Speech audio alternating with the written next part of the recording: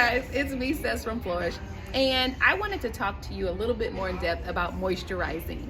So I know in my videos I'll say, hey, if you're dealing with dehydrated hair, make sure, for one, you don't skip the shampoo process because that's where the hydration starts. But when I go into saying, oh, now you need to use a moisturizer, a lot of people will come onto the comments and say, okay, which one? How do I use it? Da-da-da. It's hard for me to give you specifics about what moisturizer because I don't know how you're styling your hair at home, and I don't know exactly what you're dealing with your specific hair. So when I give you those types of input, that information, it's going to be just as a whole to think about.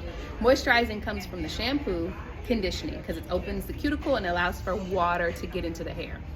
Now, when you go into actually moisturizing to keep water into the hair, that's where your products come in, and those are going to be different. So I'm going to give you an example from my client today. She's got gray hair, as you can see.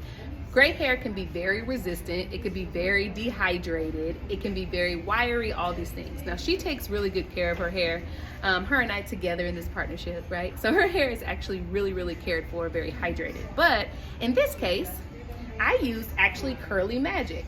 Some people will be very surprised to know you can use a gel as a moisturizer depending on how you're styling your hair and depending on the gel. This specific gel is a humectant gel.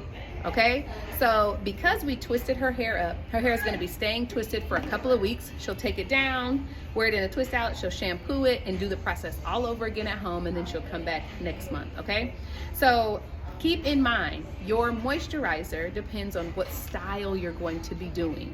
So I also could have twisted her hair with like a cream. However, because her hair being gray, it's a little bit more wiry. So the gel acts as a styler as well as a moisturizer. So I will give you guys a little bit more of an example with different styles in the salon. So keep in mind, again, your moisturizer could be a humectant gel. It could be a leave-in, it could be a moisturizing cream, it could be a lotion, it could be a hair milk, it could be any of those things, but depending on how you're styling your hair will determine which one of those you're gonna use after your shampoo process. I hope that makes sense. This is just one example of how we're able to use this to moisturize and style, and her hair will literally still feel amazing when she takes it down, and that is the goal.